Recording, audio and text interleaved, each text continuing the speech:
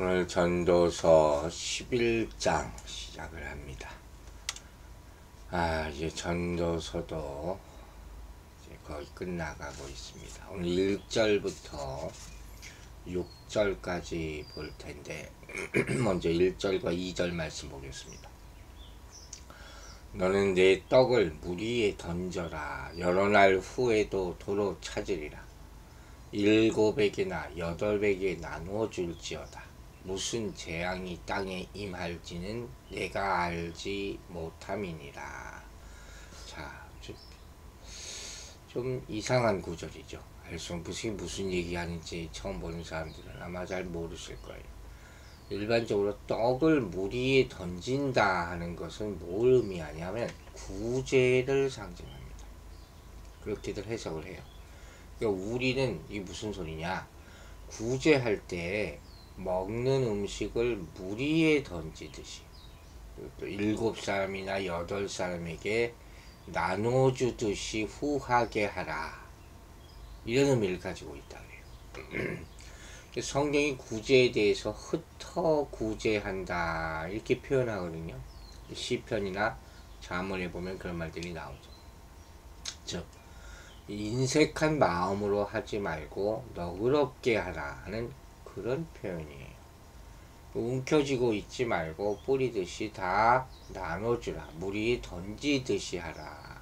넉넉히 주라. 아끼는 마음을 품지 말라. 이런 의미들이 다 담겨져 있는 것이 떡을 물 위에다 던지라 하는 의미죠. 그리고 뭐라 그랬냐, 여러 날 후에 도로 찾으리라 했어요. 우리 구제를 했다면 그것은 다 나중에 가서 보상받는다 하는 그런 의미죠. 하나님이 보상해 주신다 하는 것이 신명기 5장 10절을 보면 이렇게 말합니다. 이로 인하여 내 하나님 여호와께서 내 범사와 내 손으로 하는 바에 내게 복을 주시리라. 또 잠언 11장 25절에는 구제를 좋아하는 자는 풍족하여질 것이요 라고 했어요. 잠언 19장 17절에는 가난한 자를 불쌍히 여기는 것은 여호와께 꾸이는 것이니 그 선행을 갚아주시리라 했고, 누가복음 6장 38절에 결정적으로 주라, 그리하면 너희에게 줄 것이니 곧 후히 되어 누르고 흔들어 넘치도록 하여 너희에게 안겨주리라. 여러분, 제가 자주 얘기했죠. 구제에 관한 내용은 성경 전반에 걸쳐서 구약 신약 다 나옵니다. 이건 성도로서 필수적으로 해야 됩니다. 그러니까 헌금도 구제 헌금이라는 건 우리는 항상 해야 되는 것이 잊지 마시기 바랍니다. 하나님이 명하신 그런 명령이라는 것을 생각을 해야 된단 말이에요. 의무예요, 의무. 그 정도로 생각을 해야 된다는 것이에요. 또 이 떡을 물 위에 던진다 하는 표현은 또 다른 중요한 의미가 한 가지로 있는데, 바로 해상무역이라는 의미로 사용됐다고 합니다. 이게 정말 상상도 못할 그런 의미죠, 사실. 해상무역. 그러니까 이 떡으로 대표되는 재물을 배에 실어 보내서 무역을 하면 큰 유익이 되어서 돌아온다. 관용구 같은 건가 봐요. 이게 현실적인 조언이라고 할 수 있어요. 이 재물을 사서 배에 실어 보낸다는 것 자체가 사실은 위험 부담이 있잖아요. 풍랑이거나 그러면 옛날엔 정말 그래서 배에 다 수장되는 경우가 많았거든요. 그냥 그래도 불확실한 미래를 이렇게 해서 준비해야 하는 것이다. 그것이 더 나은 것이다. 이게 지혜다 하는 그런 말씀으로 우리가 생각해 볼 수가 있습니다. 우리 인간의 한계 중에 가장 큰 한계가 뭐라 그랬습니까? 바로 미래를 알지 못하는 거라 그랬잖아요. 이건 뭐 누구도 어쩔 수가 없는 것이죠. 그래서 전도자가 이 절에서 무슨 재앙이 땅에 임하는지 내가 알지 못함이니라. 이렇게 그 한계를 고백하거든요. 그러나 그 한계를 직시할 때 오히려 현실적인 대안을 찾을 수 있다 하는 것이죠. 속수무책으로 항상 그러고 사는 것보다는 그 안에서 대안을 찾아야 한다는 거죠. 그리고 여기서 전도자가 제안하는 대안이 뭐냐? 정말 현실적인 거예요. 투자, 분산 투자라는 거예요. 분산 투자. 그게 바로 7에게나 8에게 나눠줄 줄이야. 그 안에 포함되어 있다는 거죠. 이 말을 보면 우리가 한 말씀이 하나 생각나요. 바로 마태복음 25장에 나오는 달란트 비유예요. 먼 길을 떠나는 주인이 종들에게 달란트를 나눠주죠. 그리고 이윤을 남기라 했던 거. 이게 굉장히 중요한 비유거든요. 여러 사람들에게 재물을 위탁하는 것을 여기서 우리가 생각해 볼 수가 있죠. 그런데 여기서 이 비유에서 어떻습니까? 주인에게 1달란트를 받아서 땅에 묻어둔 종은 악하고 게으르다. 이런 판단을 받게 되는 거예요. 즉, 종이 이미 받은 것을 부지런히 활용하기를 주인이 원했다는 말씀이죠. 마찬가지예요. 우리들은 미래를 걱정만 하지 말고 걱정하고 움츠러드리는 것이 아니라 적극적으로 준비해야 한다는 것입니다.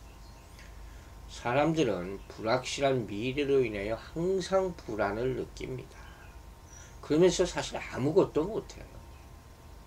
그러나 우리 성도로서 한 가지 분명한 걸 알 수가 있죠. 그것은 하나님이 모든 것을 만드셨고 모든 것을 이루신다 하는 것. 처음과 마지막. 이것에 대해서 아는 분은 하나님 한 분밖에 없어요. 그러므로 그분을 믿는 사람들은 초조해하지 않고 불안해하지 않고 평안할 수 있다는 거예요. 그분에게 의탁하면 되는 것입니다. 이렇게 맡기는 자를 하나님은 자녀로서 돌봐주실 것입니다.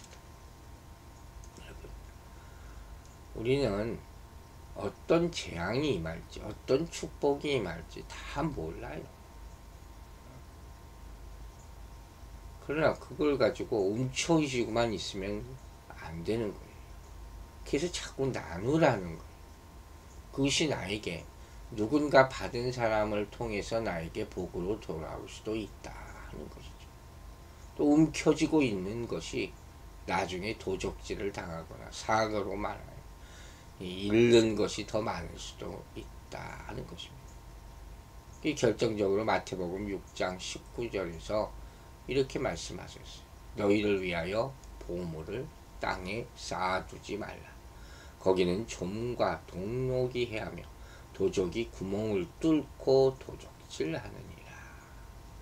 다 잃고 나서 후회하지 마시고 하늘에 상급을 다 쌓아두시기를 바랍니다.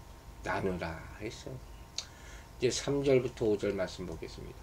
구름에 비가 가득하면 땅에 쏟아지며 나무가 나무로나 북으로나 쓰러지면 그 쓰러진 곳에 그냥 있으리라. 풍세를 살펴보는 자는 파종하지 못할 것이다. 구름만 바라보는 자는 거두지 못하리라. 바람의 길이 어떠함과 아이벤 자의 태에서 뼈가 어떻게 자라는지를 네가 알지 못함 같이 만사를 성취하시는 하나님의 일을 네가 알지 못하느니라.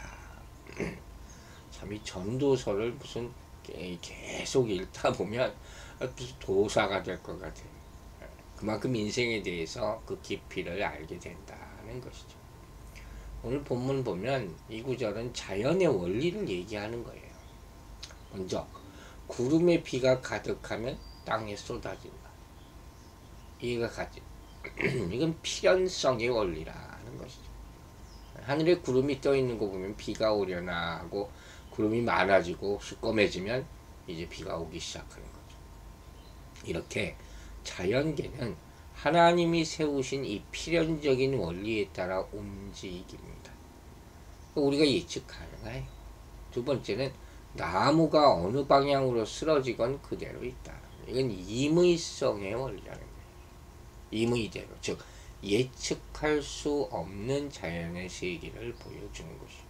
남으로나 북으로나 그랬잖아요. 이거 어떤 방향인지 모른다는 것이죠. 자연의 이치를 우리가 다 알 수 없다는 거예요. 그래서 이렇게 필연성과 예측성, 예측 불가능한 이런 두 가지 원리, 예? 이런 원리를 통해서 하나님이 이 세상을 다스리는 거죠. 즉 반대로 말하면 인간은 자연을 통제하거나 계획할 수가 없다는 거예요. 우리 아는 것 같지만 다 몰라요. 그래서 전도자가 말하는 것은 비와 바람이죠. 이 비와 바람을 통해서 인간의 한계를 보여주는 것이죠. 즉 풍세를 살펴보는 자는 파종하지 못할 것이요. 이게 무슨 소리냐?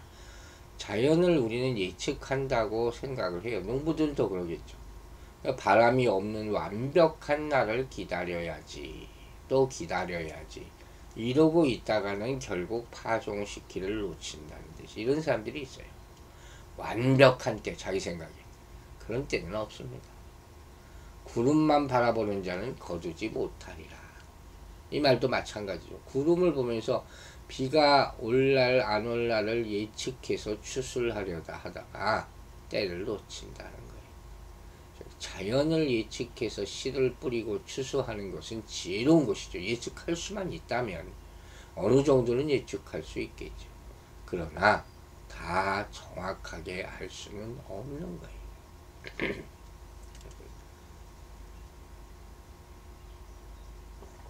오늘날 일기예보가 그렇게 과학이 발달해도 일기예보가 뭐 틀릴 때가 많잖아요.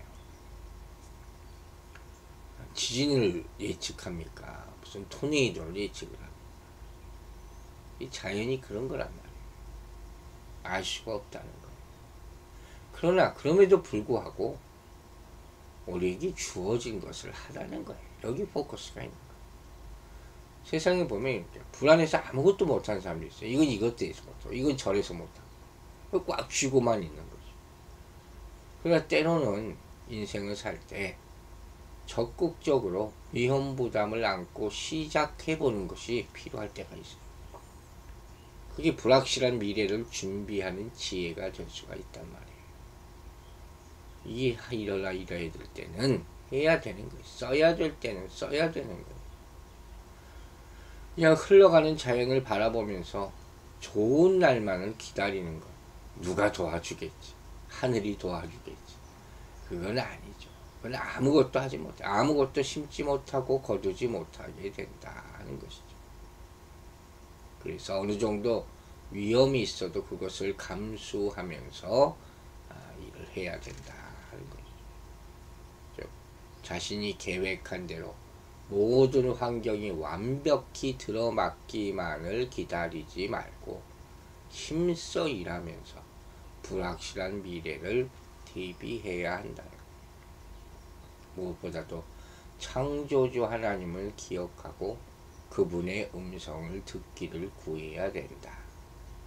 그것만이 우리의 살 길이에요. 본문은 사실 재앙이 올 때 어떻게 우리가 대비해야 하나 그런 얘기가 될 수도 있는 거 아니에요. 폭풍우가 쏟아지면 나무들이 막 쓰러지잖아요. 어느 방향으로 쓰러질지 모르죠. 사람이 나무같이 죽고 나면 아무 일도 못하는 거예요. 재앙의 날과 죽음의 날이 갑자기 찾아올 수도 있다는 것이죠.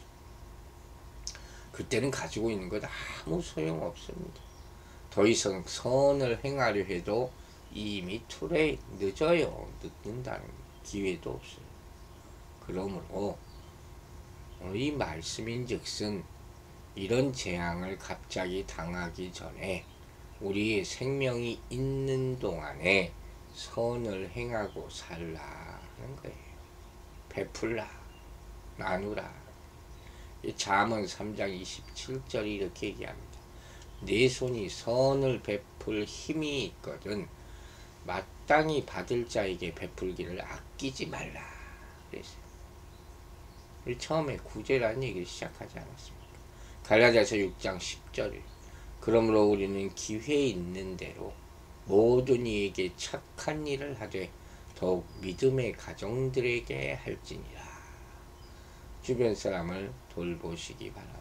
또 야고보서 4장 17절은 이러므로 사람이 선을 행할 줄 알고도 행치 아니면 죄인이라. 우리의 행함이 중요한 것이. 풍세를 살펴보는 자는 파종하지 아니할 것이요 구름을 바라보는 자는 거두지 아니하리라. 참 다시 한번 읽어봐도 참 지혜로운 말씀이죠. 농사하는 사람들은 이것저것 다 따지고 못합니다. 그죠? 가끔 가다가 이 날씨 때문에 올해 농사 망쳤다 하는 얘기도 하지만 그래도 또 그 다음 해도 또 합니다. 그러면서 대부분 이 바다에서 고기 잡고 농사 짓는 사람들은 하늘에 기도해요. 안 할 수 없으니까. 그렇죠? 그 이치를 알아야 돼요. 이 하나님을 의지하는 사람은 무슨 일을 할 때든지 어려움이 예견돼도 또 어려움이 조금 있어도 낙심치 말고 계속 이 일을 해야 된다는 거예요. 그 선을 행하라 하는 거죠. 이제 5절 말씀은 4절에 있는 모호한 내용을 좀 더 분명히 설명하는 거예요. 바람의 길로 대변되는 자연의 법칙과 그래서 태에서 뼈가 자라는 것으로 대변되는 생명의 법칙이 모두 하나님 손에 있다는 거예요. 우리는 모르죠. 우리가 그걸 태어나서 어떻게 자라는 거. 이게 인간의 한계죠. 이걸 어떻게 합니까? 이번에 한번 생각해 보세요. 어린아이가 갓 태어났을 때 그냥 어떻게 안기도 좀 그렇잖아요. 어떻게 부러질까. 그죠? 근데 그것이 이제 아이가 커서 보면 아유 장성에 있어요. 저도 이렇게 어렸을 때 애들 사진 보는 거 좋아하거든요. 지금 이렇게 보면 어떻게 이렇게 컸을까 하는 생각을 하게 된다면 우리는 모르는 거예요. 창조주 하나님의 섭리죠. 이거 우리는 이걸 인정을 해야 돼요. 바람도 생명도 성장도 다 하나님께서 하시는 일. 세상에 크고 작은 모든 일들이 다 그렇다 하는 것이죠. 우리 인생도 그래요. 하루 앞을 모른다.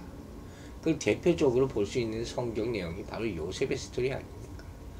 요셉이 형들의 미움을 받아서 구덩이에 빠지고 애굽의 종으로 팔려갔을 때 그가 어떻게 총리가 될 줄 알겠습니까?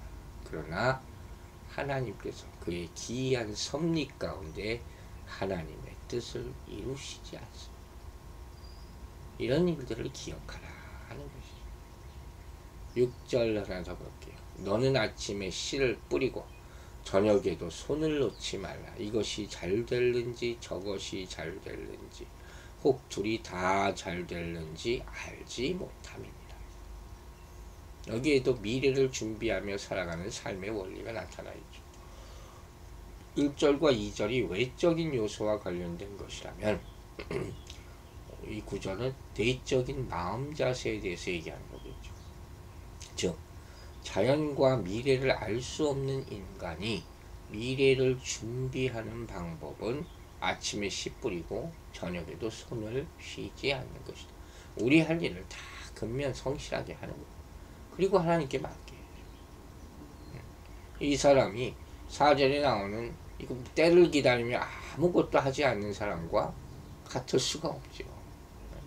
우리가 알 수도 없는 자연을 바라보면서 되겠지 주세요 이러고 있는 사람과 아침 저녁에 쉬지 않고 씨 뿌리고 일함으로 불확실한 자연과 미래에 대비하는 사람, 이 사람의 인생은 그 끝이 다를 수밖에 없다 하는 것입니다.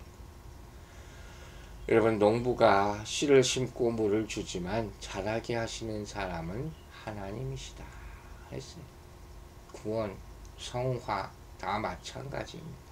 그러므로 우리는 때를 얻든지 못 얻든지 기회가 있는 대로 힘이 있는 대로 선을 행하고 또 복음의 말씀을 널리 전파하고 살아야 될 것입니다. 기도하겠습니다. 아버지 하나님, 오늘도 지혜의 말씀을 이 아침에 주심을 감사드립니다. 우리가 모든 일을 행함에 있어서 근면하게 하여 주시고 또 하나님의 뜻을 항상 구하고 따르도록 그 성실함 가운데 역사하여 주실 줄로 믿습니다. 이웃을 사랑하고 돌보고 구제하는 것이 우리 평생의 할 일입니다. 이 선한 일을 하는 데 있어서 사람을 의식하지 말고 또 때만을 기다리지 말고 내 손에 뭐가 들어오기까지 그렇게 생각하지 말게 하여 주시고 있는 대로 나눠주고 선한 일을 행하고 복음의 말씀을 전하는 일을 쉬지 않음으로 하며 하나님의 때가 그대로 그 사람에게 임할 수 있도록 축복하여 주시옵소서. 우리가 게으름으로 가만히 앉아서 복만 바라고 은혜만 바라는 것이 예수 믿는 것이 아님을 깨달아 알게 하여 주시고 현상만 바라보고 축복만 구하는 그런 잘못된 시안 갖지 말게 하여 주시고 행함으로 또 선포함으로 전파함으로 도움으로 하나님의 축복을 나눌 때 하나님이 무한하신 공급함이 임하는 이 이치를 깨달아 오늘도 내일도 맡기신 사명들을 다 감당하는 주의 종들이 되게 하여 주시옵소서. 감사드리며 예수 그리스도의 이름으로 기도했습니다. 아멘.